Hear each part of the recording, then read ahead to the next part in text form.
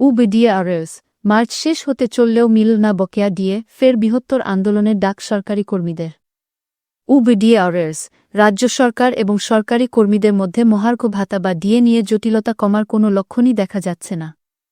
Supreme কোর্টের নির্দেশ এবং রাজ্য সরকারের তরফে 4% বৃদ্ধির ঘোষণার পরেও পরিস্থিতি উত্তপ্তই রয়েছে।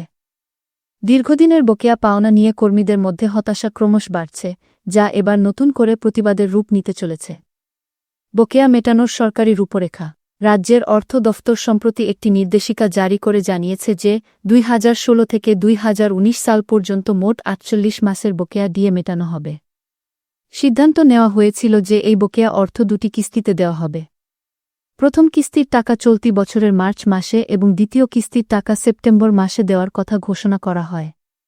টাকা পাওয়ার মাধ্যম সরকারের নির্দেশ অনুযায়ী সব কর্মী সরাসরি ব্যাংকে টাকা পাবেন না। গ্রুপ এ, বি এবং সি এই 3 শ্রেণীর কর্মীদের বকেয়া টাকা সরাসরি তাদের জিপিএফ অ্যাকাউন্টে জমা পড়বে। গ্রুপ ডি একমাত্র এই শ্রেণীর কর্মীরাই তাদের বকেয়া টাকা সরাসরি নিজেদের ব্যাংক অ্যাকাউন্টে পাবেন। প্রতিশ্রুতির পরেও কেন বাড়ছে ক্ষোভ?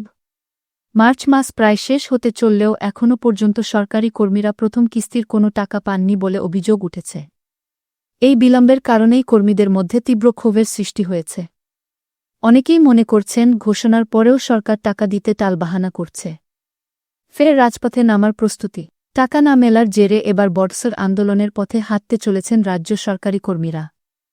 সংগ্রামী যৌথ মঞ্চের আহ্বায়ক ভাস্কর ঘোষ সোশ্যাল মিডিয়ায় একটি পোস্টের মাধ্যমে কর্মীদের নতুন লড়াইয়ের জন্য প্রস্তুত হতে বলেছেন। তিনি স্পষ্ট জানিয়েছেন যে হকের পাওনা আদায় করতে ফের রাস্তায় নামতে হবে। যদিও এই আন্দোলন কবে এবং কোথায় হবে তা এখনও আনুষ্ঠানিকভাবে ঘোষণা করা হয়নি। তবে সোশ্যাল মিডিয়ায় কর্মীদের প্রতিক্রিয়া দেখে আন্দাজ করা যায় যে তারা অত্যন্ত ক্ষুব্ধ। আসন্ন বিধানসভা নির্বাচনের আগেই বড়সড় ধর্মঘট ডাকার দাবি তুলছেন অনেকেই। কর্মীদের একাংশের মতে সরকারের উপর চাপ সৃষ্টি করতে এবং নিজেদের অধিকার ছিনিয়ে নিতে এখন বৃহত্তর আন্দোলনের কোনো বিকল্প নেই।